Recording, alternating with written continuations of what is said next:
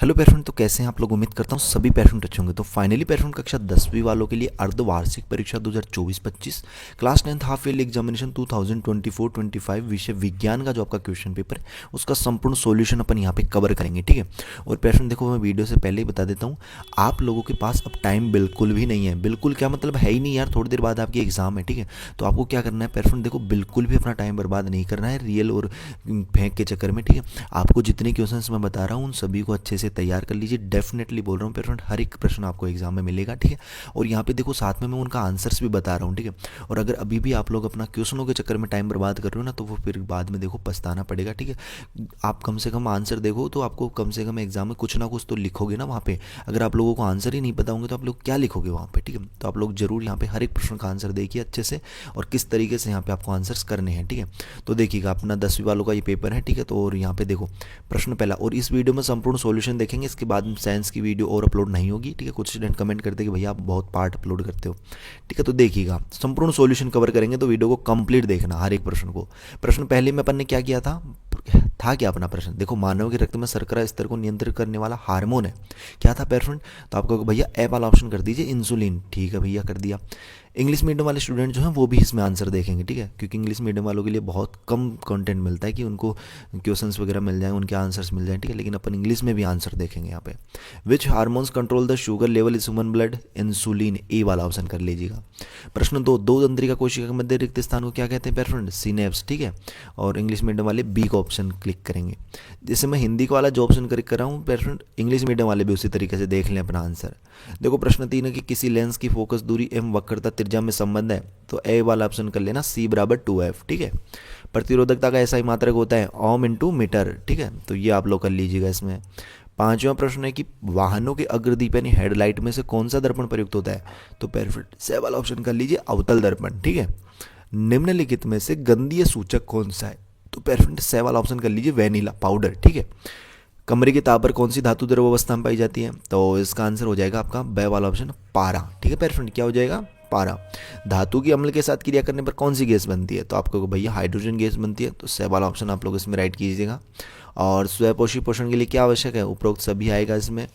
और ओजोन परत के लिए विघटन के लिए उत्तरदायी रसायन है, तो क्लोरोफ्लोरोकार्बन यानी CFC रस जो है ना वो यहाँ पे उत्तरदायी है। अगला देखना अति लघु उत्तरात्मक प्रश्न है अपने, देखिएगा किस तरीके से है। 11वां प्रश्न है कि प्लास्टर ऑफ पेरिस की जल के साथ अभिक्रिया का समीकरण लिखिए, ठीक है। कि write the chemical equation for the reaction of plaster of Paris with water. तो देखिएगा प्रश्न का आंसर तो लिख लीजिए यहाँ पे कि प्लास्टर ऑफ पेरिस यानी CaSO4.12H2O जल के साथ अभिक्रिया करके जिप्सम यानी CaSO4.2H2O बनाता है। और इसका समीकरण जो है वो भी आपको कुछ इस तरीके से यहाँ पे देख लेना है एक बार, कि CaSO4 अपन हाफ H2 लेंगे, फिर उसमें पानी ऐड कर देंगे, तो यहाँ पे अपना रिएक्शन क्या बनेगी, CaSO4.2H2O, ठीक है। तो यहाँ पे इस तरीके से आप लोगों को इसमें कर लेना है। और इंग्लिश मीडियम वाले स्टूडेंट्स भी अपना आंसर यहाँ पे नोट कर लीजिए, ठीक है। वीडियो को पॉज कर लीजिए, फिर आप लोग आराम से पढ़ सकते हो उसको, इंग्लिश मीडियम वाले स्टूडेंट्स भी। और यहाँ पे देखिए अपन नेक्स्ट प्रश्न की अपन बात कर लेते हैं। यहाँ पे 12वां प्रश्न की मेथेन की इलेक्ट्रॉन बिंदु संरचना का चित्र बनाइए, तो बना देते हैं भैया, चित्र ही तो बनाना है तो बना देते हैं। देखो मेथेन होता क्या है, CH4 को बोलते हैं मेथेन। तो CH4 की इलेक्ट्रॉन बिंदु संरचना कुछ इस प्रकार होती है, वो आप लोग लिख सकते हो कि कार्बन के चारों ओर 4 हाइड्रोजन परमाणु जुड़े होते हैं, जिसमें हर हाइड्रोजन के पास एक इलेक्ट्रॉन डॉट यानी कार्बन के पास 4 डॉट होते हैं, ठीक है। और कुछ इस तरीके की आपकी ये इसकी संरचना हो जाएगी। तो लिख लीजिए इसकी संरचना किसकी है, ये CH4 की, ठीक है। और यहाँ पे देखो आंसर इन इंग्लिश में भी आप लोग अपना आंसर देख सकते हो, ठीक है। तो कुछ इस तरीके से आपको आंसर यहाँ पे नोट कर लेना है पेरेंट। और पेरेंट आप लोग इंस्टाग्राम तो चलाते होंगे, ऐसा तो एक भी स्टूडेंट नहीं है जो नहीं चलाता, तो मुझे भी यार फॉलो कर लेना, ID में डिस्क्रिप्शन में मेंशन कर दूंगा। देखो 13 नंबर का क्वेश्चन है कि उभयधर्मी ऑक्साइड क्या होते हैं, तो उदाहरण देना अपने को कि what are amphoteric oxide, write two examples, ठीक है। तो देखिएगा यहाँ पे लिखते हैं अपन इस प्रश्न का आंसर कि उभयधर्मी ऑक्साइड वे ऑक्साइड होते हैं जो अम्ल और क्षार दोनों के साथ अभिक्रिया कर सकते हैं। उदाहरण क्या लिखोगे इसका, जिंक ऑक्साइड लिख लीजिए ZNO, और एल्यूमिनियम ऑक्साइड यानी Al2O3, ठीक है। और आंसर इन इंग्लिश में भी आप लोग आंसर कुछ इस तरीके से यहाँ पे देख सकते हो। जिंक ऑक्साइड लिख लीजिए, एल्यूमिनियम ऑक्साइड यहाँ पे लिख लीजिए। और अगला, हाँ अगला प्रश्न तो देखें यार अपन आंसर, ठीक है, फिर बाद में देखें। देखो अगला प्रश्न अपना 14 नंबर का कि वंशानुगत लक्षण क्या होते हैं बताइए। तो देखिएगा, अपन देखते हैं यहाँ पे वंशानुगत लक्षण क्या होते हैं। तो वंशानुगत लक्षण वे गुण होते हैं जो माता पिता से संतान में होते हैं। यह गुण जीन द्वारा नियंत्रित होते हैं और पीढ़ी दर पीढ़ी हस्तांतरित होते हैं। उदाहरण के रूप में आंखों का रंग, त्वचा का रंग आदि। आंसर इन इंग्लिश, इंग्लिश में भी आंसर आप लोग यहाँ पे नोट कर सकते हो। तो पढ़ लीजिए पेरफेक्ट इंग्लिश मीडियम वाले स्टूडेंट्स अपना आंसर, वीडियो को पॉज कर लीजिए, फिर आप लोग पढ़ सकते हो। अगला प्रश्न देखना पेरफेक्ट, यहाँ पे प्रश्न क्रमांक 15 अपना कि निम्नलिखित में जनन की विधियों के नाम लिखिए, प्लेनेरिया में, हाइड्रो में और आयोफिलम में। तो लिख देते हैं पेरफेक्ट, यहाँ पे जनन की विधियों के नाम ही तो लिखने हैं अपने को, लिख देंगे, कौन सी बड़ी बात है। देखो प्लेनेरिया होता है पुनर्निर्माण, हाइड्रा होती है अपनी बंडिंग, बायोफिलम होती है अपनी शाकीय प्रसार, ठीक है। और इंग्लिश में आप लोग आंसर कुछ इस तरीके से यहाँ पे अपना नोट कर लीजिए, ठीक है पेरफेक्ट। तो ये आपका इंग्लिश में आंसर हो जाएगा। अगला प्रश्न देखना अपना, अगला प्रश्न क्या है, आयताकार कांच की सिल्ली द्वारा प्रकाश के अपवर्तन का चित्र बनाइए। और पेरफेक्ट देखो हिंदी की वीडियो आपको कब चाहिए कमेंट बॉक्स में बता दीजिएगा, जल्दी अपलोड कर दी जाएगी, हिंदी की भी बेफिक्र रहेगा। चैनल को यार सब्सक्राइब नहीं करते तो चैनल को जरूर सब्सक्राइब किया करो। देखो आयताकार कांच की सिल्ली द्वारा प्रकाश के अपवर्तन का चित्र जो है ना वो आपको बनाना है। चित्र प्रकाश एक कांच के अंदर प्रवेश करती है, तो कुछ इस तरीके से इसका आंसर आप लोग लिख सकते हो और डायग्राम आपको बनाना है, ठीक है। आंसर इन इंग्लिश, इंग्लिश में भी आप लोग अपना आंसर यहाँ पे नोट कर लीजिए।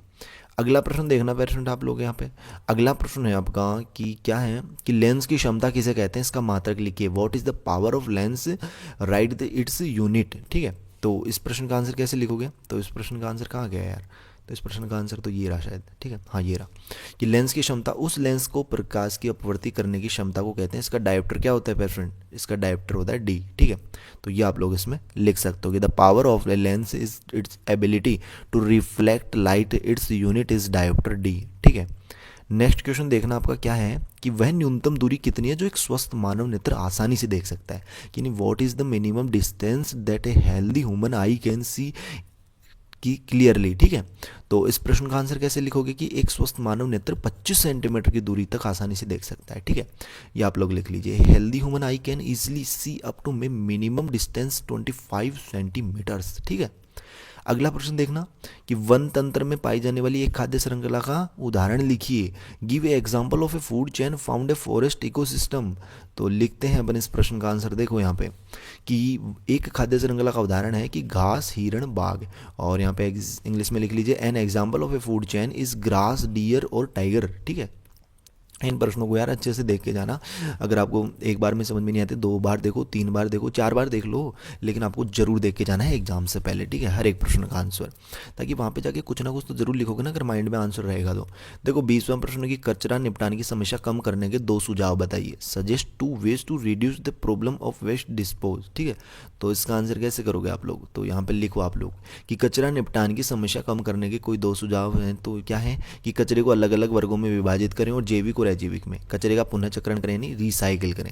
और ये आप लोग इंग्लिश में भी आप आंसर देख सकते हो। अगला प्रश्न था अपना कि विस्थापन अभिक्रिया क्या है, what is the displacement reaction. तो यहाँ पे देखो ये क्वेश्चन अपन ने पिछली वीडियो में देखे भी थे, लेकिन एक बार फिर से देख रहे हैं ताकि आप रिवीजन हो सके कि जब एक तत्व किसी यौगिक से दूसरे तत्व को विस्थापित करता है तो उसे विस्थापन अभिक्रिया कहते हैं। क्या कहते हैं पेरेंट, विस्थापन अभिक्रिया, कि when one element displace another element from A compound it is called a displacement reaction, ठीक है। और इसमें देखो नेक्स्ट प्रश्न क्या है अपना कि विरंजक चूर्ण का सूत्र लिखो, एक उपयोग भी लिखो कि write the formula of bleaching powder and mention one use, ठीक है। तो देखते हैं पेरेंट प्रश्न का आंसर। तो विरंजक चूर्ण का सूत्र आप लोग लिख सकते हो CaOCl2, ठीक है।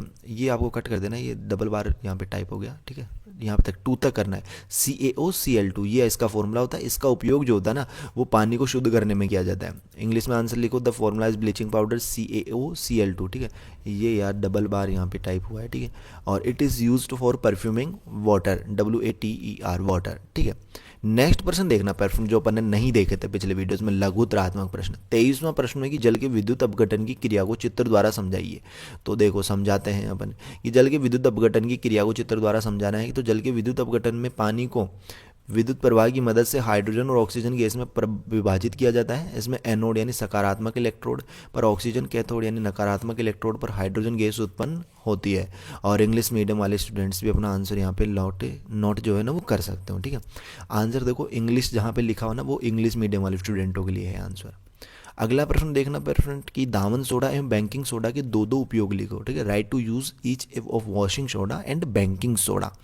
तो देखते हैं इस प्रश्न का आंसर कैसे करेंगे अपन।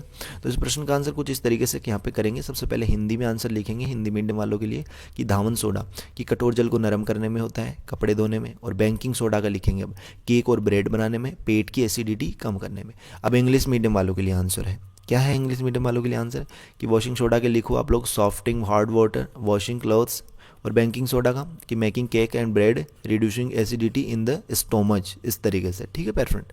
अगला प्रश्न देखना आप लोग यहाँ पे क्या है अपना कि दोहरा रक्त परिचरण किसे कहते हैं, इसका एक महत्व बताइए। व्हाट इज डबल, यहाँ पे क्या है circulation of blood, mention one of its advantage. तो यहाँ पे लिख लीजिएगा इस प्रश्न का आंसर। देखो क्या लिखोगे, सबसे पहले हिंदी में आंसर लिखो कि दोहरा रक्त परिचरण तंत्र वह प्रणाली है जिसमें रक्त हृदय से फेफड़ों और शरीर तक 2 बार प्रभावित होता है। इसका महत्व है कि यह अशुद्ध और शुद्ध रक्त को अलग बनाए रखता है। इंग्लिश में आंसर लिख लीजिए कुछ इस तरीके से यहाँ पे, ठीक है पेरेंट। अगला प्रश्न क्या है अपना, देखो यहाँ पे कि मानव शरीर में निषेचन कहाँ पर होता है, 2 लैंगिक संचारित रोगों के नाम लिखो, ठीक है। तो लिख देते हैं यहाँ पे, देखो कि यहाँ पे लिखो, यहाँ पे कहाँ पे होता है निषेचन, होता है गर्भाशय नलिका में यानी फेलोपियन ट्यूब में, और लैंगिक जन्म में एड्स होता है सिफिलिस, ठीक है, इस तरीके से। तो ये आप लोग इस प्रश्न का आंसर नोट कर लीजिए।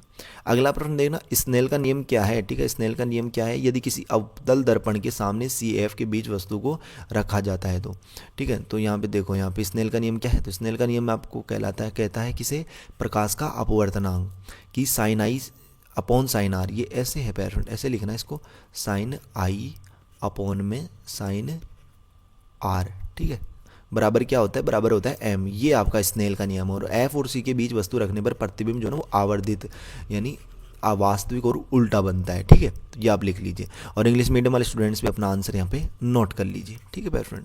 देखो मैं इंग्लिश में आंसर पढ़ नहीं रहा हूँ, लेकिन आप यार वीडियो को पॉज करके पढ़ तो सकते हो ना, टाइम है ही नहीं आपके पास इतना। देखो और फिर वीडियो काफ़ी लेंथी हो जाती है, देखते स्टूडेंट तो कंप्लीट वीडियो भी नहीं देखते, ठीक है, वो तो उनकी गलती है। देखो 28 चुंबक के चारों तरफ उत्पन्न चुंबकीय बल रेखाएं एक दूसरे को प्रतिच्छेद नहीं करती, क्यों? तो क्यों नहीं करती पेयर फ्रेंड, बताइए क्यों नहीं करती। तो बताते हैं भाई क्यों नहीं करती, क्योंकि चुंबकीय बल रेखाएं एक बिंदु पर केवल एक ही दिशा दिखाती हैं। यदि वे प्रतिच्छेद करती तो उस बिंदु पर 2 अलग अलग दिशाएं होती। और इंग्लिश में भी आप लोग अपना आंसर यहाँ पे देख सकते हो। अगला प्रश्न देखना आप लोगों के यहाँ पे, विद्युत परिपथ के अवयवों का प्रतीक चिन्ह बनाइए, कुंजी का, धारा नियंत्रक का, बैटरी का, प्रतिरोधक का, ठीक है, की, करंट कंट्रोलर, बैटरी और रजिस्ट्रेशन, ठीक है। तो यहाँ पे देखो, यहाँ पे आप लोग कुंजी का कुछ इस तरीके से यहाँ पे चिन्ह बना सकते हो। यार फ्रेंड हर एक प्रश्न का आंसर तैयार करने में बहुत ज़्यादा मेहनत होती है, ठीक है यार। इस मेहनत के लिए आप सब्सक्राइब नहीं करते चैनल को, सब्सक्राइब जरूर करें चैनल को, ठीक है। और देखो एग्जाम बाद में आपको जो है इस पर कंटेंट मिलेंगे बढ़िया, आपके जो मैथ्स के चैप्टर है ना वो शानदार तरीके से आपको एक्सप्लेन कराए जाएंगे, उनके सॉल्यूशंस वगैरह हर एक चैप्टर अच्छे से समझाया जाएगा, ठीक है। बेफिक्र रहेगा कि बोर्ड एग्जाम की तैयारी इस चैनल पर बहुत शानदार करवाई जाएगी, ठीक है। तो आप लोग यार चैनल को जरूर सब्सक्राइब करना। देखो धारा नियंत्रक क्या होता है, स्विच जैसे अपन बोलते हैं, तो उसका आप लोग लिख सकते हो, बैटरी का यहाँ पे डायग्राम लिख सकते हो, और यहाँ पे प्रतिरोधक का चिन्ह कुछ इस तरीके से यहाँ पे लिख सकते हो, ठीक है पेयर फ्रेंड। तो ये आप लोग इसमें लिख लीजिएगा। अगला प्रश्न देखना, यहाँ पे आमाशय में अम्ल के क्या कार्य होते हैं, 3 कार्य लिखो। तो लिखते हैं पेयर फ्रेंड 3 कार्य। देखो सबसे पहले हिंदी में लिख लो कार्य, पेप्सिन एंजाइम को सक्रिय करता है, भोजन को पचाने में मदद करता है, जीवाणु को नष्ट करता है। और इंग्लिश में भी आप लोग अपना आंसर यहाँ पे नोट कर लीजिए। अगला प्रश्न देखना पेरेंट, यहाँ पे एक देशवा के 3 पादप हार्मोनों के नाम एवं उनके कार्य लिखो। 3 पादप हार्मोनों के नाम और उनके कार्य। तो लिखते हैं, देखो ऑक्सीन, पहला पादप हार्मोन क्या है, ऑक्सीन, जिसको क्या करता है वो कोशिका की वृद्धि। जिब्रेलिन वो बीज अंकुरण करता है। एथिलीन फलों का पकाना, ठीक है। वैसे तो इनके थोड़े लेंथी आंसर लिखने हैं आपको, लेकिन मैं शॉर्ट तरीके से बता रहा हूँ पेरेंट, तो ठीक है, क्योंकि ये लघुतरात्मक है। वैसे तो देखो पीएच स्केल से आप क्या समझते हैं, चित्र द्वारा समझाइए। तो देखो अपन पीएच स्केल से क्या समझते हैं, तो पीएच स्केल घोल की अम्लीयता व क्षारीयता को मापता है। और चित्र आप लोग यार पीएच स्केल का बना सकते हो, ठीक है। और डायग्राम भी आप लेकर एक्सप्लेन कर सकते हो। और यहाँ पे देखो कुछ इस तरीके से आपको ये भी लिखना है कि पीएच जो है ना यहाँ पे ग्रेटर देन 7 होता है ना, तो यहाँ पे एसिड माना जाता है वो। पीएच अगर 7 है तो वो नेचुरल माना जाता है। अगर पीएच मान लो 7 से कम है तो वो क्या होता है, बेसिक यानी क्षार होता है, ठीक है। ये आपको लिखना है इसमें। अगला प्रश्न देखना है यहाँ पे कि मिश्र धातु किसे कहते हैं, 2 उदाहरण दीजिए। 33 जो निबंध द्वंद्वात्मक प्रश्न है ना, उनमें दो दो प्रश्न है। जैसे 33वें में दो प्रश्न है कि मिश्र धातु किसे कहते हैं, दो उदाहरण दीजिए, धातुओं को संक्षारण से बचाने के दो उपाय लिखिए। और इंग्लिश में अपना क्वेश्चन देख सकते हो, और अब इंग्लिश में आंसर भी दिखा देते हैं आपको। देखो यहाँ पे कि मिश्र धातु किसे कहते हैं, दो उदाहरण देने ना। तो मिश्र धातुओं का ऐसा मिश्रण है जिसमें धातु और गैर धातु के गुण होते हैं, यह जंगरोधी और मजबूत होती है। उदाहरण क्या हो जाएगा, पीतल यानी तांबा जस्ता का मिश्रण, और स्टेनलेस स्टील लोहे कार्बन और क्रोमियम का मिश्रण। इंग्लिश में भी आप लोग अपना आंसर यहाँ पे नोट कर सकते हो, ठीक है। एग्जाम्पल आप लोग यहाँ पे लिख लेना, ठीक है। और धातुओं को बचाने के दो उपाय अपने को बताने थे ना, तो वो आप लोग यहाँ पे लिख लो कि धातु पर गैल्वेनाइजेशन की प्रक्रिया करना, पेंट या तेलीय परत के लगाकर धातु को ढकना, ये आप लोग इसमें लिख सकते हो पैरफेंट। अगला प्रश्न देखना, लास्ट यानी मानव पाचक ग्रंथियों के नाम लिखने हैं। मानव पाचन तंत्र का नामांकित अपने को यार चित्र बनाना है इसमें, ठीक है। तो चित्र तो यार आप लोग बनाइएगा, ठीक है। चित्र मैंने नहीं बनाया यहाँ पे, चित्र तो आप बना ही सकते हो यार। लार ग्रंथि, ठीक है, यानी और यकृत हो गया और अग्नाशय हो गया, ये आपकी यहाँ पे पाचक ग्रंथियाँ हैं, ठीक है। और चित्र आप लोग यार बनाना, देखो चित्र नहीं बनाया है। और अंग मैं बता देता हूँ कौन कौन से अंग होते हैं उसमें, मुख, ग्रसनीय पाननाली, आमाशय, छोटी आंत, बड़ी आंत, यकृत और गुदा, इस तरीके से, ठीक है।